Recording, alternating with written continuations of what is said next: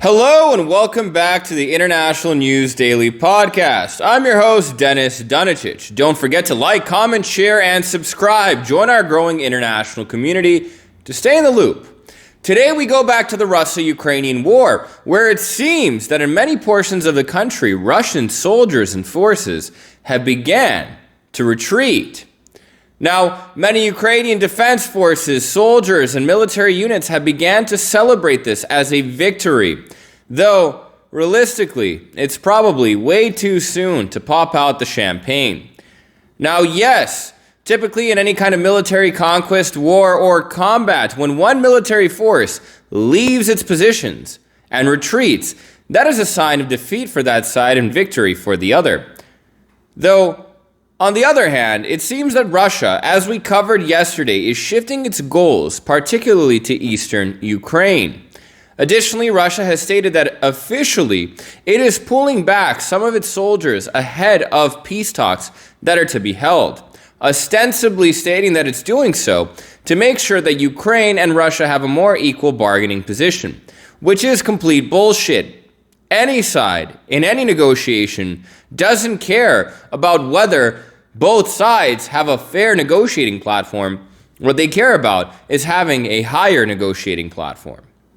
Now, while Russian soldiers have pulled out of many small towns in some areas of Kiev, the capital city of Ukraine, fighting, and it seems Russian presence has increased in the second largest city of the country, Kharkiv.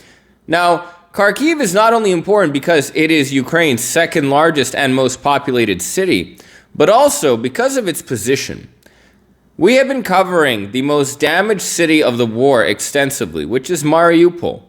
Russian soldiers have been desperate to capture the strategic port city in the south, and 90% of the buildings in the city, probably more at this point, have been completely destroyed. The city is no longer really a city, just one large pile of ash and rubble. Though it does seem that Russians, or the Russian forces, have managed to capture the city, though lacking full operational control for now. Nonetheless, Mariupol is there, which allows Russia to connect its eastern border to the territory that it controls in Crimea and to southwestern portions of Ukraine. If Russia is able to eventually capture Odessa, it would be able to connect Russia from Moldova, take all of the territory in southern Ukraine, and connect it to its Russian border. But what's more important, specifically in this case in future Russian military campaigns in the country, is the battle for Kharkiv. Now, Kharkiv is just north of Mariupol, and if captured, or if there was a Russian position in that city, they would be able to launch, with soldiers in Mariupol, a pincer attack against the eastern region of Ukraine, also known as Donbas.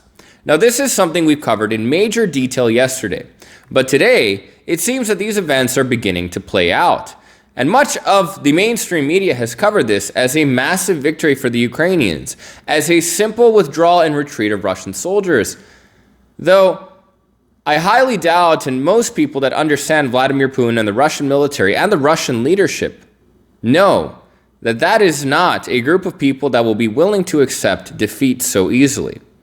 Now, Russia has not made it a secret that it is changing its military goals, stating in most of its public recent statements that its focus is on eastern Ukraine, and peace talks are continuing, with major ones expected to occur soon. It seems that Russia is very, very intent, within a short amount of time, to capture Kharkiv and utilize the forces from the west of Donbas, and utilize its forces that are in the east, so Russian territory, and the Russian separatist and militia groups that are coming from Donetsk and Luhansk in Donbas to capture the region. This would open up the door for negotiations where Vladimir Putin would be able to pressure Ukrainian President Volodymyr Zelensky into accepting some kind of quasi-state in eastern Ukraine and even Crimea, which would simply create a North/South Korea kind of situation where Ukraine is split into two, one side being driven to the west and the other side being driven towards Russia. This would permanently counterbalance Ukraine and would completely subdue the country. Understand that from where Russian soldiers have withdrawn, in towns where they have completely left, what is visible is complete destruction and loss of many civilian lives.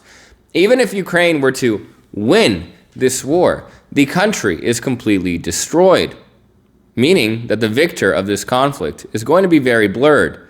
And realistically, if Russia's actual goal was simply to destabilize Ukraine for a long period of time, if not permanently, it seems that that goal has either been achieved or is going to be achieved.